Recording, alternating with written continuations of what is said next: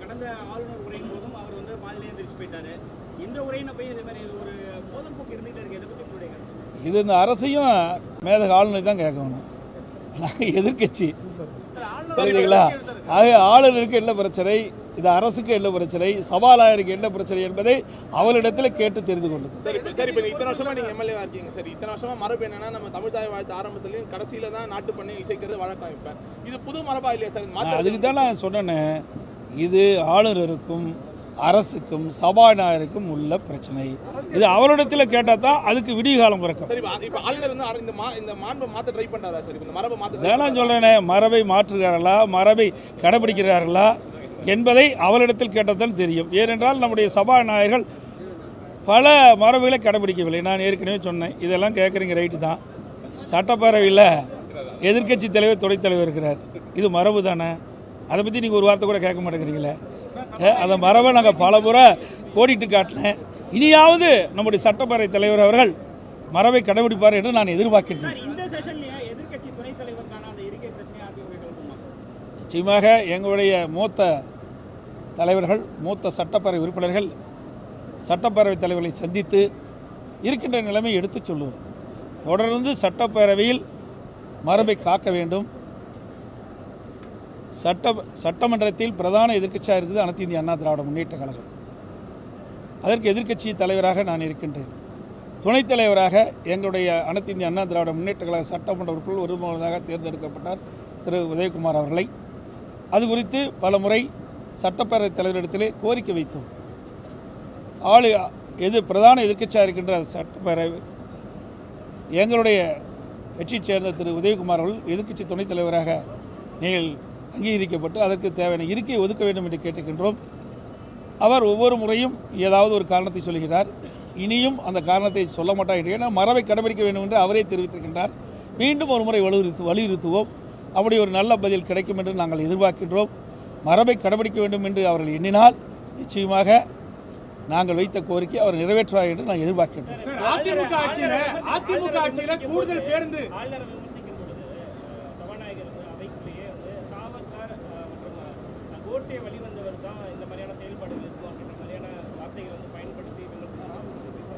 அதாவது அவை மரபு என்று இருக்கின்றது.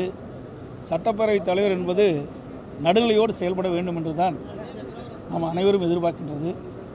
சட்டமன்ற பேரவைத் தலைவரே ஒருதலை பட்சமாக போகின்ற பொழுது என்ன செய்வது என்று மக்கள் தான் முடிவு செய்யும்.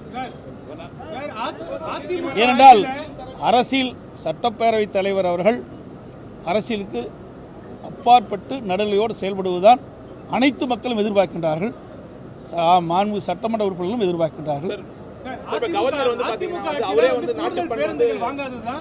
பேருந்து வசதி இல்லாத ஒரு பிரச்சனை எல்லாம் கிளம்பாக்கத்தில் இருக்குன்னு சொல்லிட்டு போக்குவரத்து துறை அமைச்சர் பேட்டி கொடுத்திருக்கிறாரு. அதை பத்தி உங்களோட கருத்து என்ன? அதிமுக கூடுதல் அவர் எப்போ பார்த்தாலும் பொய்யத்தான் பேசிட்டு இருக்காரு. சட்டமன்றத்தில் நான் ஒரு கருத்தை பேசிக்கிட்ட பொழுது திராவிட முன்னேற்ற கழக தேர்தல் அறிக்கையில் அன்றைக்கு எதிர்க்கட்சி தலைவராக இருந்த திரு ஸ்டாலின் அவர்கள் திராவிட முன்னேற்ற கழக தலைவராக இருந்தார். அவர் வெளியிட்ட தேர்தல் அறிக்கையில் தமிழகத்தில் உள்ள அனைத்து நகர பேருந்துகளிலும் பெண்கள் கட்டணமில்லாமல் பயணம் செய்யலாம் என்று வெளியிட்டார்கள். ஆனால் தமிழகத்தில் பெரும்பாலான நகரங்களிலும் கிராமங்களிலும் இயங்குகின்ற நகர பேருந்துகள் பேருந்துடைய முன்புறமும் பின்புறமும் பிங்க் கலர் பெயிண்ட் அடித்த அந்த பேருந்தில் பெண்கள் பயணம் செய்தால்தான் கட்டணமில்லாமல் பயணம் செய்யலாம் என்று அவர்கள் அந்த பஸ்ஸை இயக்கிக் கொண்டிருக்கின்றார்கள்.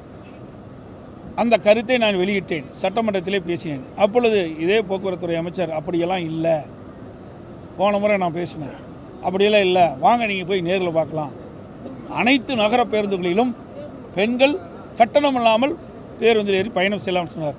ஆனால் இன்றைக்கி நிலைமை அப்படியே இருக்குது. சட்டமன்றத்திலே தவறான கருத்து தான் பதிவு வைக்கிறார். அதோடு இவர்கள் ஆட்சிக்கு வந்த பிறகு பல பேருந்துகளை நிறுத்தப்பட்டு விட்டன. அதோடு நகர பேருந்துகள் பல நடைகள் நிறுத்தப்பட்டுள்ளன, இயங்குகின்ற நடை நிறுத்தப்பட்டுகின்றன. அனைத்து இந்திய அண்ணா திராவிட முன்னேற்ற கழக ஆட்சியில் 10 ஆண்டில் சுமார் 15,000 பேருந்துகள் நாங்கள் புதிதாக வாங்கி இயக்கியிருக்கின்றோம். எல்லா குறிப்பு இருக்குது சட்டமன்றத்திலே, அவர் மறைக்கவே முடியாது. ஆனால் விடியா திமுக அரசு பொறுப்பேற்று கிட்டத்தட்ட 3 ஆண்டுகள் நெருங்கி கொண்டிருக்கின்றன. இந்த 3 ஆண்டுகளிலும் பார்த்தீங்கன்னா 2021 2213 டீசல் பேருந்து வாங்குவதாக அறிவித்தாங்க. 500 மின்சார பேருந்து அறிவித்தாங்க. அதே 2022லையும் 2213 BS6 பேருந்து வாங்குவதாக அறிவித்தாங்க. 500 மின்சார பேருந்து வாங்குவதாக அறிவித்தாங்க. 2023லையும் இதெல்லாம் போக்குவரத்து மானிய கோரிக்கையில் இடம்பெற்ற செய்தி தான். இது எதுவும் மறைக்க முடியாது. அந்த மந்திரி இதே தான் 2213 3203 பேருந்து வாங்குவதாக, டீசல் பேருந்து வாங்குவதாகவும் 500 மின்சார பேருந்து வாங்கும் குறிப்பிட்டிருக்கார். இதுவரைக்கும் ஒரு 100 டீசல் பேருந்து வாங்கினது தான் எங்களுக்கு கிடைத்த செய்தி. ஒவ்வொரு ஆண்டும் விடியா திமுக அரசு போக்குவரத்து மானிய கோரிக்கை புத்தகத்தில் இடம்பெற்ற செய்தி தான் அதை சொன்னேன். இதே அனைத்து இந்திய அண்ணா திராவிட முன்னேற்ற கழகத்தில் மாண்பு அம்மா மறைவுக்கு பிறகு கிட்டத்தட்ட எங்களுடைய அரசு 3000, நான் முதலமைச்சர் இருந்த காலத்தில் 3651 பேருந்து நான் வாங்கியிருக்கிறோம். அம்மா மறைவுக்கு பிறகு. அதுக்கு முந்தி கிட்டத்தட்ட ஒரு 11,700 பேருந்து நம்ம வாங்கியிருக்கிறோம். மொத்தம் அனைத்து இந்திய அண்ணா திராவிட முன்னேற்ற கழக அரசு 2011 2021 வரை 15,000 புதிய பேருந்துகளை வாங்கி இயக்கிய காரணத்தினால தான் அதை வச்சுக்கிட்டு தான் இந்த பேருந்துகளை இயக்கிட்டு இருக்கிறாங்க. நீங்கள் பார்த்தீங்கன்னா ஜனவரி ஜூலை 4 2018 515 பேருந்து வாங்கியிருக்கிறோம். அக்டோபர் 11 2018 471 பேருந்து. ஜனவரி 7 2019 555 பேருந்து. மார்ச் 5 2019 20 2019 500 பேருந்துகள். ஜூலை 4 2019 500 பேருந்து. ஆகஸ்ட் 14 2019 500 பேருந்து. செப்டம்பர் 26 2019 370 பேருந்து. ஜனவரி 29 2020 240 பேருந்துகள். மொத்தம் 3651 பேருந்துகள் அம்மாவுடைய அரசு வாங்கி இயக்கப்பட்டிருக்கு. ஆனால் இந்த அரசாங்கம் எவ்வளவு பேருந்து வாங்கி புதிதாக இயக்கப்பட்டு என்பதை நாடறியும், பத்திரிகையாளர் தெரியும், ஊடக நம்பர் தெரியும். எல்லாம் வருஷம் இந்த ஆட்சி பொறுப்பேற்று 2021 போக்குவரத்து மானிய கோரிக்கையிலையும் இதே தான் நான் சொன்னது தான் கொடுத்துருக்காங்க. 2022லையும் அதே பல்லவி தான், 2023லையும் அதே பல்லவி தான் பாடியிருக்காங்க. எல்லா பேருந்துகளும் தமிழ்நாட்டில் இருக்கிற ஓடுகிற பேருந்துகள்லாம் ஓட்ட வருஷ பேருந்து தான் இருக்குது. பல பேருந்துகள் ஒழுகுது. சில பேருந்துகள்லாம் டயரே சரியில்லைன்னு சிவகங்கையில் மாவட்ட ஆட்சியாளர்கிட்ட காட்ட போயிருக்காரு. பிரேக் ஷூ இல்லை, லைட் இல்லை. இன்றைக்கி ஓட்ட ஒரு சில பேருந்து தான் இன்றைக்கு இயக்கப்பட்டு வருகின்றது. பல பேருந்து நடுவிலேயே நின்று போயிடுது. பயணிகளாக வெளியே நிற்கிற காட்சியெல்லாம் ஊடகத்திலையும் பத்திரிகையிலும் பார்த்தோம். சார், இப்போ கவர்னர் இப்போ அவர் தான் நாட்டு பண்ணி இசைக்கணும்னு சொல்லி கேட்டார். ஆனால் கடைசி அவரே இல்லை, நாட்டு பண்ணி வச்சுக்க அவரே வெளியே போயிட்டாரு. அதை போய் அவர் தான் கேட்கணும். சார், நீங்கள் மேத ஆளுநர் தான் போய் கேட்கணும். நாங்கள் போய் ஆளுநர் கேள்வியை கேட்க முடியும். மோதல் போக்கு பார்த்தீங்கன்னா பாஜக இல்லாத மாநிலங்களை மட்டும்தான் இந்த மாதிரி மோதல் போக்கை ஆளுநர்கள் கடைபிடிக்கிறாங்க. அதாங்க அரசுக்கும் மேதக ஆளுநருக்கும் இடையே இருக்கிற பிரச்சனை. அவரிடத்தில் தெரிஞ்சு அவரிடத்துல கேட்டா தானே அதுக்கு உண்டான பதில் கிடைக்கும். நீங்களும் சிஎம்மா இருந்திருக்கீங்க, நீங்க எப்படி சார் பாக்குறீங்க? நாங்க இருக்கும்போது எந்த பிரச்சனையும் இல்லை, சரியா தான் இருந்தது. அதனாலதான் நான் சொல்றேன், அரசுக்கும் ஆளுநருக்கும் இருக்கின்ற பிரச்சனையை அவரிடத்தில் போய் கேட்டா தான் அந்த பிரச்சனைக்கு உங்களுக்கு விடை கிடைக்கும்.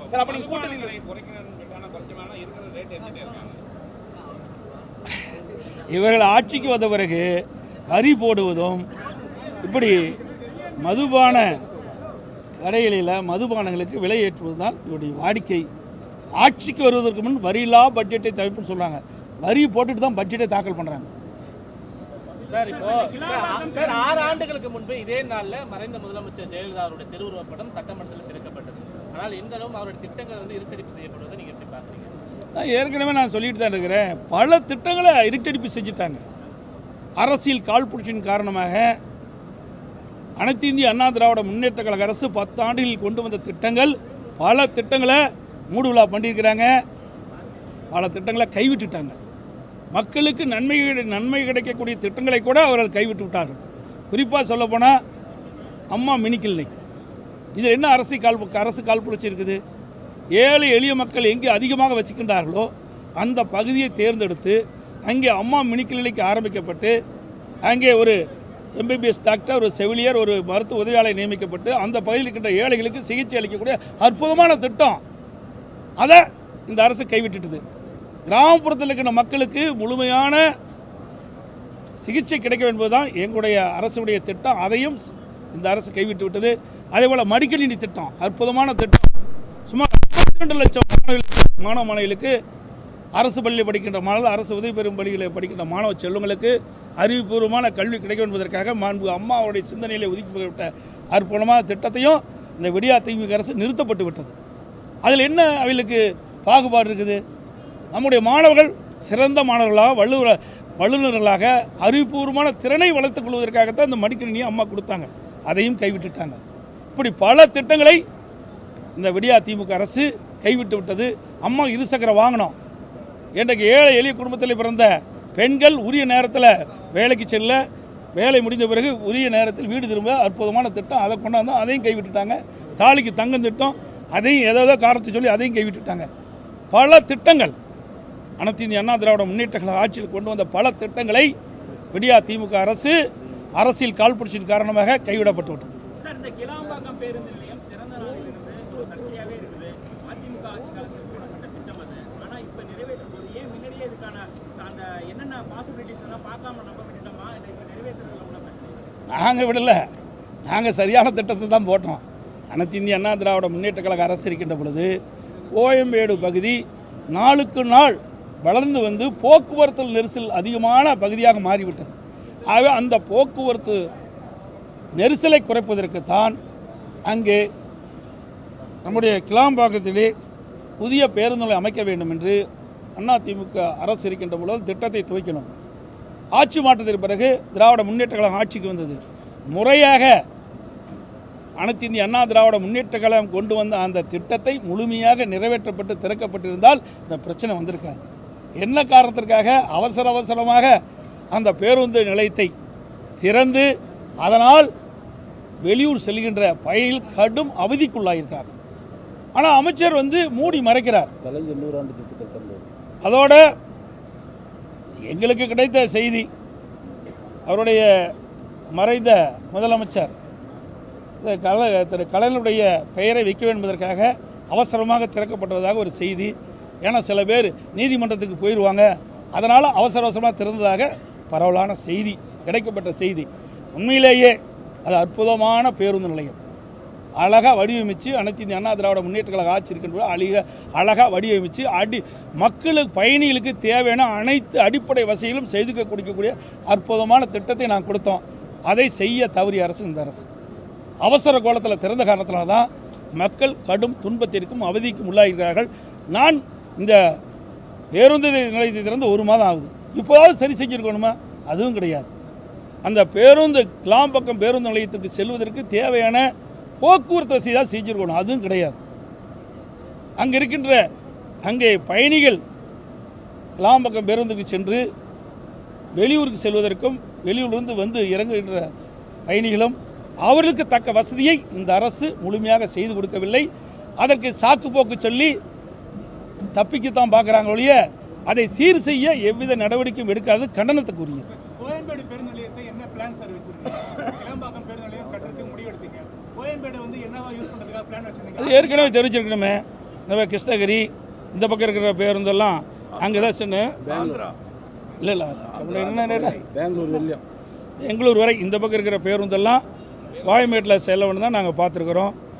இதுக்கெல்லாம் தனித்தனியாக 3 பேருந்து நிலையத்தை அமைக்கப்பட்டு அந்தந்த இடத்துல அந்த பகுதிக்கு செல்ல வேண்டும், அந்தந்த மாவட்டத்துக்கு செல்ல வேண்டும் என்று பிரித்து நாங்கள் செஞ்சோம். இந்த பகுதிக்கு கிளாம்பாக்கம் பேருந்து நிலையத்திலிருந்து எந்தெந்த மாவட்டத்திற்கு பேருந்து செல்ல வேண்டும் என்று நாங்கள் அறிவிப்பை கொடுத்துருக்குறோம். ஆனால் இப்போ பெங்களூரு மேற்கு மாவட்டங்களுக்கு செல்லக்கூடிய பேருந்து எல்லாமே திருமழிசைக்கு மாத்திரதான் ஒரு திட்டம் வச்சுருக்காங்க. கோயம்பேடு என்னவா? நாங்கள் அரசியல் காழ்ப்புணர்ச்சியின் காரணமாக நாங்கள் என்னென்ன திட்டத்தை கொண்டாந்தோமோ அதற்கெல்லாம் எதிர்ப்பாக இந்த அரசு செயல்பட்டு கொண்டிருக்கிறது. இதனால் மக்கள் தான், பயணிகள் தான் கடும் சிரமத்துக்கு உள்ளாயிருக்கார்கள். ஆக இந்த அரசு ஒரு ஆய்வுக் கூட்டத்தை நடத்த வேண்டும்.